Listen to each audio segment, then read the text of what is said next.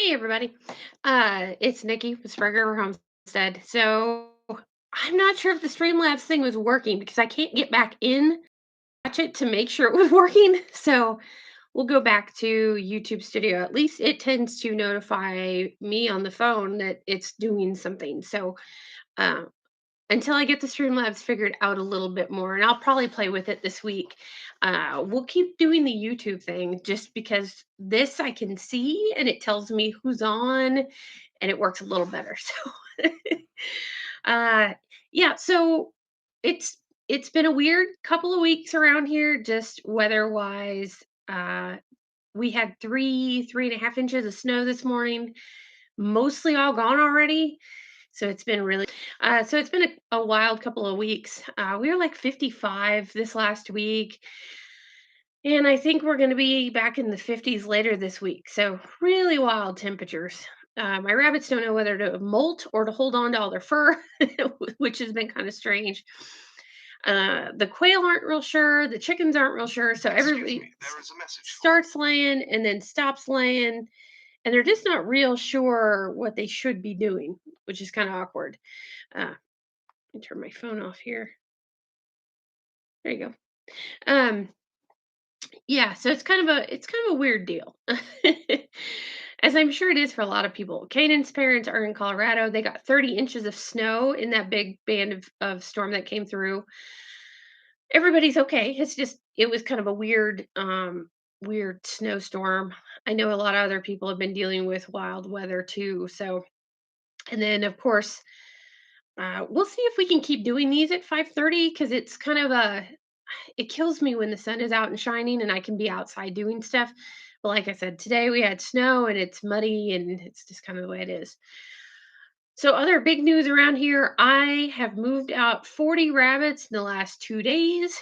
I'm working with another coal buyer. So, I have two coal buyers right now, plus people that are buying rabbits for breeding down the road and buying fryers right now to finish themselves. That seems to be pretty popular. This is the third or fourth person I've had that wanted to buy this way. With the whole, I'm selling them at like 3 pounds for $5 or $6, and then they're finishing them off and processing them themselves. So, kind of a good deal. And now it's going to buffer again. I'm not real sure what's going on with the internet connection. Uh, let's see.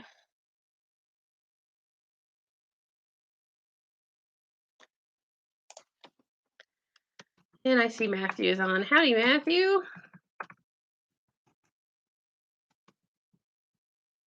Oops.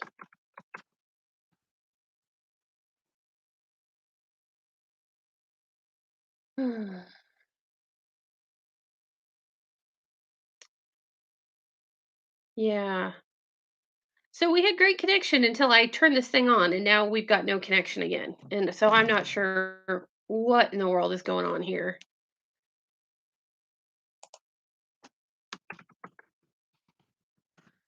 Okay, give me just a second. Nothing. Wait for 4 minutes. Done.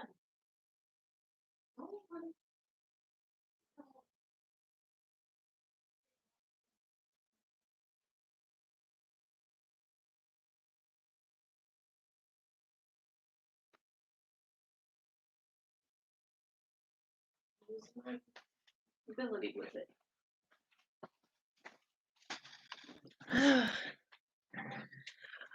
Okay. Okay. Well, it says Leslie can hear. It tells me that I've got no connection at all. So we'll just roll with it. Whether you can hear me or not, I guess we'll find out as we go. So yeah, we've been moving a lot of fryers out. So it may be for those of you who want to actually sell some rabbits. Um, See, that's funny. It's great on Matthew's end too. It tells me it's got no connection at all. It just says your connection's unstable. Please wait while we try to reconnect. So go figure. Half the time it tells me it's working great, and then you all can't hear. So anyway, If you've got extra rabbits right now, it's a really good time to be marketing them as fryers if you don't maybe have time to process everything yourself. So I've been selling mine for anywhere from $1.50 to $2 a piece live weight, and I'm selling them at like 3 pounds and letting people finish them however they want. So on some of your breeds, if you're doing some of the bigger stuff, New Zealand silver fox, some of those that are already like 4 pounds at 8 weeks when you wean, you may just see if somebody wants to buy a whole litter and take them home. Now, keep in mind, some people are going to tell you one thing and do another. So I've been trying to be really selective because I have so many litters here at any given time. We've been trying to only sell males. If they want females for breeding down the road, that's a whole different price. But males, at least I know, yeah, I guess they could take them and breed them to another female. But the thing you don't want to be doing is maybe selling a bunch of fryers for dirt cheap and getting priced out of your market if that's kind of what you're doing, which is what we're always doing. I'm always trying to sell rabbits just because I can process them all here. But at some point, you run out of freezer space. The dogs enjoy getting a lot of meat, but at some point, you walk out with a bowl of meat and they're like, again, like, "Hmm, I almost want the dog food." So, other than that, I'm starting to see big demand in young rabbits for breeding down the road. My waiting list, I think, is up to between all breeds, probably about 60, 70 rabbits. So this is the time to be advertising even those future litters. I know that's kind of risky. I don't take deposits on future litters. Um, and I don't take requests necessarily with certain colors of harlequins. Like a lot of people want the lilac Japanese or the lilac magpie, and it's really hard to guarantee because it's the most recessive color. Sometimes I can, pretty much say, yeah, I might have some in my litter, but I can't guarantee they're going to be show quality or even good brood quality. So, uh, but if you're going to be selling rabbits this year, start advertising now. Get the bug in people's ears. Even like here, we've still got snow, so my sales have been real hit and miss. But I've got a lot of people that are like, I don't want them today, but I do want rabbits in April, May, June, something like that. We're also doing the same thing with our quail. So I won't really have any quail available until like April, but I am starting to take people's requests. I don't take deposits up front just because it just gets to be a bit of a hassle. Uh, but I do go ahead and put people on a waiting list for them, and we're starting to book the first couple of hatches into April. I think I'm going to be pretty much sold out of, and then I've got a bunch of people waiting for chickens and turkeys this year. So it could be another really good year for farm type animals. The big thing is if you're going to be advertising, make sure that you know what you're selling. Not every rabbit that comes out of pedigreed stock is worth a pedigree. Not everything is brood quality. Not everything is show quality. So make sure that you're really evaluating those animals. And nothing with a pedigree should probably leave your house until 10 to 12 weeks. I mean, and you really need to be able to evaluate and say, yes, the type is good, it meets the color standards, it's got no DQs, whatever it is. But it needs to be of quality before you let them go. Meat quality is the same way. You can't really tell if it's going to be pinched in the hindquarters or weak in that loin until they're at least 10 to 12 weeks. The bad thing about 12 weeks in almost every one of the big breeds is at 10 weeks, you get that real gangly phase. I have a bunch of Americans right now that have just hit that phase and they're gangly. They're long everywhere. They're long ears, they're long bodied, they're long limbed, they're long in the face. I call them the horsey face phase. So that's the bad part. But usually I can evaluate them by 10 weeks, get a really good idea what they're going to look like. And then when they go through that goofy phase, it's not such a big deal. Let's see. I see Evan's Family Homestead is on. Hello, and Michael, hello from Utah. Sorry I'm late. It's all good. It's not a problem. As far as if you missed anything good, no, mostly me just trying to catch up on stuff since we haven't done a live stream in a while. Uh, it's been kind of an ongoing thing. Other things that are going on around here is I'm going to start. mentioning in almost every video that I have classes coming up. So don't forget, if you wanted to take a class, spots are starting at least for the May rabbit class to fill up. I usually try to do no more than 10 or 12 people in a class just because I want to make sure I've got that one-on-one interaction with everybody and lots of time to ask questions. And I don't want to have to rush, like if you're driving down here to see me and ask questions and learn, I want to make sure that you get the information that you want. So I think we're at 5 people already for the May class, I believe, 4 or 5 people. So if you're interested in taking the May rabbit class, you can pre-sign up. That does mean prepay, but it is refundable up until last week on our website, which is spraygrowerhomestead.weebly.com. And it's a pretty full day. We've only had a couple of people show up to the one in the fall because we got all screwed up due to the fires. But everybody who left said that they felt like they got their money's worth. So I send you home with handouts and pamphlets. uh, this time, I think I'm going to have some bonus stuff to send home with everybody if what I'm trying to do works out. So in April, we have the quail class. Matthew, I wonder if a honeymoon to a class this fall would be appropriate. That you're going to have to talk to your significant other about.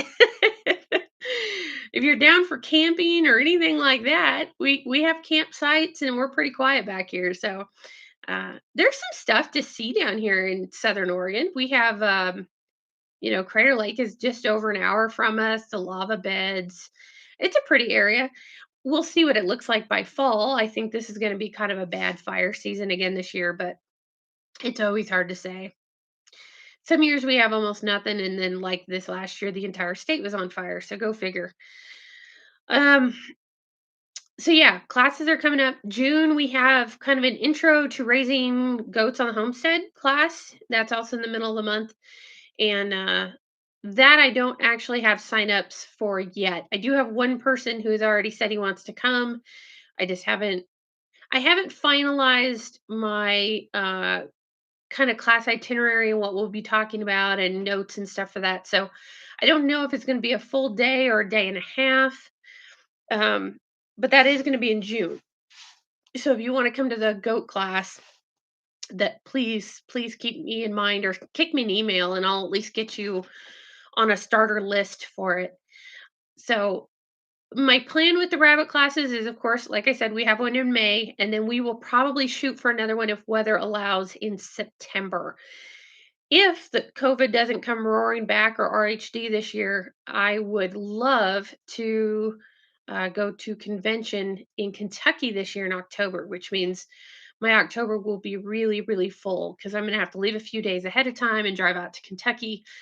And, that was the plan this last year to go to Pennsylvania, and that didn't happen. So we'll see. Speaking of RHD, I don't know how many people are keeping an eye on it if you are raising rabbits, but it's pretty much everywhere in the Western United States now, except for Oregon and Idaho, I think is the only other place I saw that does not have a case. It's made it up to Montana.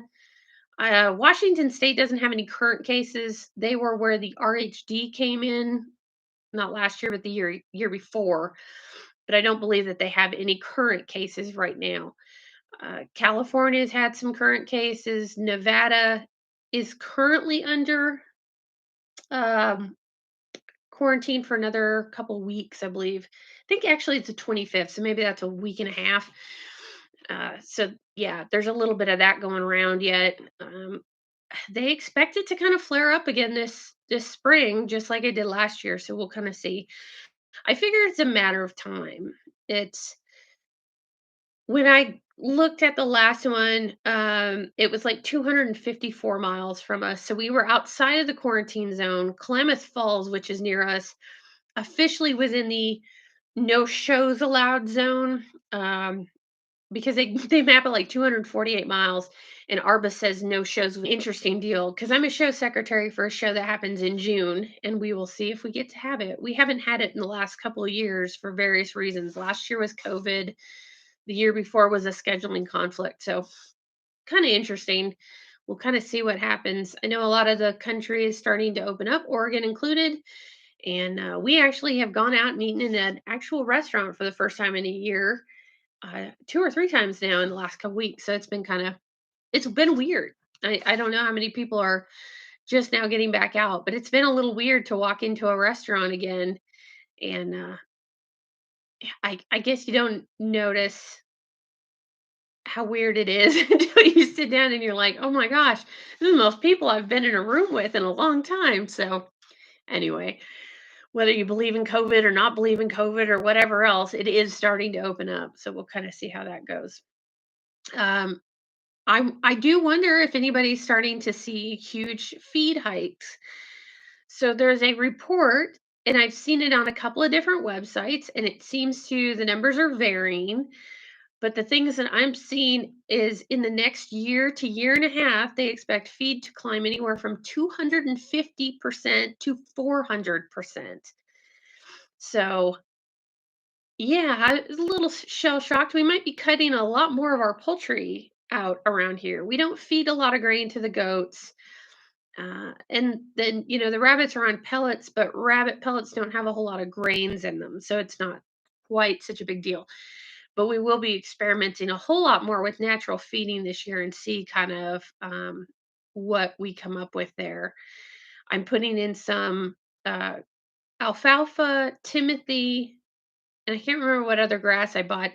Seed plots. Basically, I'm going to do like 8 by 8 boxes and grow it and just small scale hay it basically.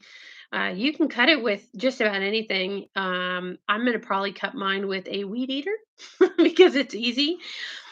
Cut it with a weed eater, let it dry, turn it with a pitchfork, and I'm either going to build a small man-made single manual use kind of a hay box that baler, or I may just put it up loose. I'm not real sure yet.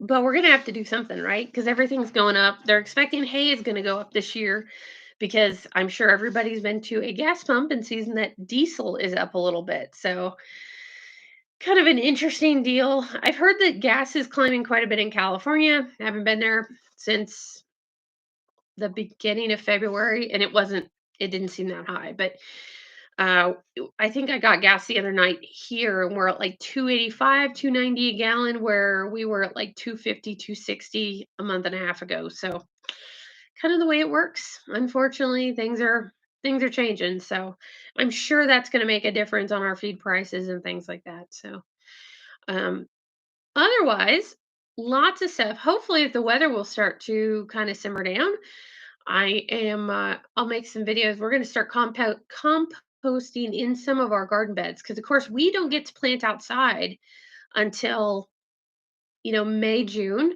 So I still have time. I know some people are like, no, we got to plant now. I still have time to do what's kind of the Berkeley composting, 18-day composting method. It's the first time I'm going to do it, but a friend of mine does it and swears by it. And we'll kind of go through it and we'll do a video of how we're doing it and then kind of a progress video. Because, like I said, this is going to be my first time doing it. So I've got somebody who is going to kind of walk me through the process. But it's basically you put buckets of the materials that you're composting, wet it all down, cover it with black plastic, and every couple of days you're coming in and turning it, and it's supposed to generate its own heat, accelerate, and compost. So we'll see. I'm excited to try it. Um, I have mixed emotions about gardening season every year. Like I can't wait, and then it starts, and I'm like, oh my god, this is so much work. So Avery, birds and company. Yep, gas here is higher than normal. Yeah, I guess I'm gonna get the crash course on that because I'm going to California State Convention in 2 weeks, roughly. For the rabbit show. So I get to drive just over 7 hours from home to go, but I'm looking forward to it. Matthew, do you put your rabbit manure directly on your garden? Yes, typically what I do in the spring is I go through and because I'm a lazy gardener and I don't prep my beds in the fall like I probably should because I never have time. In the spring, what I do, like early spring, March, April, as soon as the beds aren't frozen, because we use raised beds, I pull all the old whatever out, turn it up the best that I can. I bucket manure over the top of it, and then I let it sit. And then right before I get ready to plant, I usually go through and kind of till it all back in, and it works fine. And then throughout the season, a lot of times I'll put some fresh. Anytime I think the plants need it, the potatoes a couple years ago, I had the best potatoes ever. And what I ended up doing is I didn't amend the beds at all to start with. A good seed potato holds a lot of its own nutrients and stuff right from the get go. So I just put them out there. I kind of let them do their own thing. And then once they got up tall enough to hill, my parents were like, "What are you doing?" I hilled them in manure because rabbit manure is so mild for the most part. I just took some. Now it wasn't super fresh. It'd been sitting out in the pile for a couple months. But I took it out and I hilled it with that, and I got huge potatoes. Like, I got red potatoes that were like 6 inches across. They were massive potatoes. Uh, I know, and not everybody's probably like, "That's not huge," but for us, that's pretty big. And I got tons. Like, I must have had, out of 4 beds, I think I got like 6 or 7 5-gallon buckets, and that was after we'd been eating baby new potatoes, like, all summer. So, um, yeah, I just rabbit manure is just so easy to deal with that I just go through and just dump it in. Now I'm gonna try something new this year too that I've been wanting to try for a while. We are I'm putting some new beds in, and I'm gonna like hugelkulture them a little bit. So we've got huge piles of rotting wood around here just because our property kind of backed up.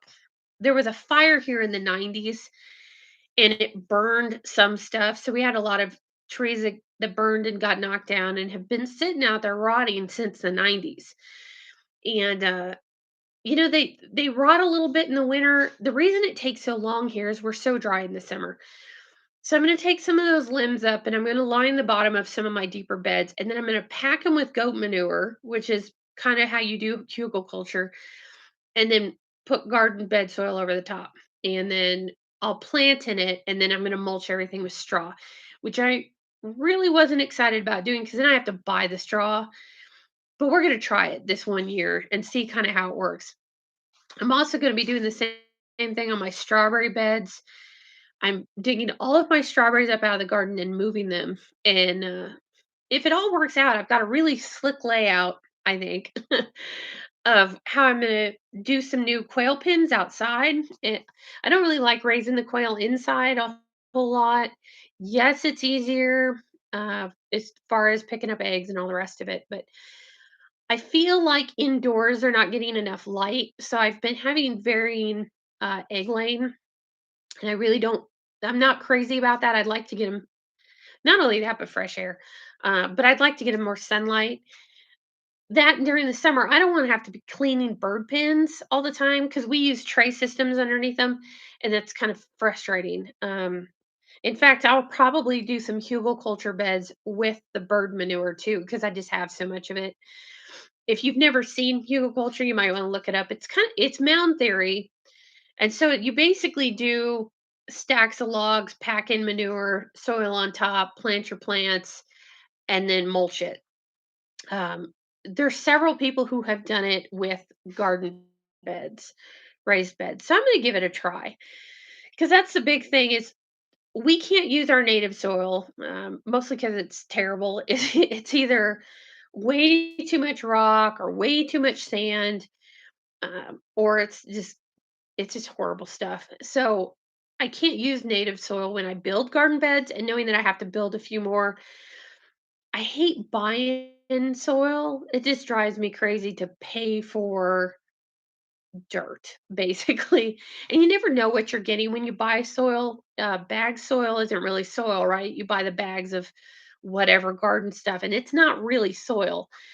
If you go buy topsoil, you never know what you're going to get. Like my parents bought some a few years ago, and it had something in it because it would actually repel water. It would beat up. Um, so what I'm kind of thinking is I'm going to build hugelkultur beds in the bottom of this kind of some of it, and then pull some of my soil out of my other beds into the new ones and kind of move stuff around. So that hopefully is going to get started, I hope, in the next couple of weeks. It's really going to be weather dependent because, like I said, right now I have a pitchfork that I left out or a potato fork when I was digging potatoes, and I can't get it out yet. That's kind of like my is the soil warm enough temperature gauge. If I When I can get the potato fork out, it means it's ready to start working the garden. And right now I can't budge it. Like, I was out there working on it today and I barely got it to move. And I thought, okay, well, we're not quite there yet. So I'm definitely trying some new stuff this year to really get the animals doing their part for the garden. So I've got some chickens tilling some stuff up in the one greenhouse right now. And I've got some long stuff kind of between beds, and I'm getting ready to build a couple of rabbit tractors for my really old does that are like 6 years old. And I know that doesn't sound terribly old, but in the Americans, that's getting on pretty old. So I'm gonna build some rabbit tractors to basically let them clean out between my garden beds this year. It's kind of a new project. I haven't been able to do it in the past. And most of you know that I'm really funny about the rabbits making ground contact because of tularemia. But I've got a couple old girls, and I'm not saying I want them to die. That's not what I'm saying. We're just gonna give it a go and see. I mean, they say that we have tularemia in our area. The only way to know for sure is to put rabbits out there. So I'm gonna bite the bullet and try it. I figure I hate to say I've got nothing to lose because I've got 3 old ladies that I really don't want to lose, but we're, uh, we're gonna try it anyway and just see what happens. That's the thing that always defeats me every year in the garden is I don't have time to keep the walkway clean in the between the raised beds, and it drives me nuts. So I figure if I can run a tractor set of rabbits through there and they can munch everything off, then hey, better for me, right? They need to do their part. That's what I'm saying. They need to do their part. Do I miss the southern weather for gardening? All the time. I swear in Mississippi I could throw a seed and it would grow. It, I do miss it. There are things that I don't miss though. Like, the season was so long that you kind of feel pressured to always be growing something, right? Because we could be planting potatoes in February in Mississippi. And usually we plant tomatoes and everything out around Easter. Here we can't do it until closer to June unless we're greenhousing them. So I miss that part of things. Like, I really liked how easy it was. Water was never the big fight because in the summer you get rainstorms, at least where we lived in Jackson, almost every day in the afternoon. So watering was pretty easy. Um, if anything, you had to watch tomatoes for getting too much water and bursting. That was kind of frustrating. I'm glad I don't have the fire ants here. That's one thing I don't miss either. Fire ants at our house in Jackson were horrible, and they figure out where all that nice loose soil in the garden is, and that's where they want to set up. And once makes southern gardening a little bit less enjoyable. Peppers I struggle with. Uh, some of the berry plants that I had down there, grapes. I had great grapes down there, and I just can't. They just don't grow here. They'll grow, but they don't get enough. Well, half the time they die in the winter, even the winter hardy ones. But it seems like we always get a frost or a freeze or something that messes them up before they can put grapes out, which is really frustrating. I tried for a few years, and ended up just moving on. It's kind of a bummer, but growing. I did. So the ones I planted in the fall, for those of you who are an apple, I think was the majority. I think there was a pear tree or two out there. Um, Most of them made it. There was one of the cherry. We'll see. But grapes do great. Like grapes have much. Oh, go figure. But, yeah, so that's kind of the big stuff. Speaking. So as I was saying, another 40 acre.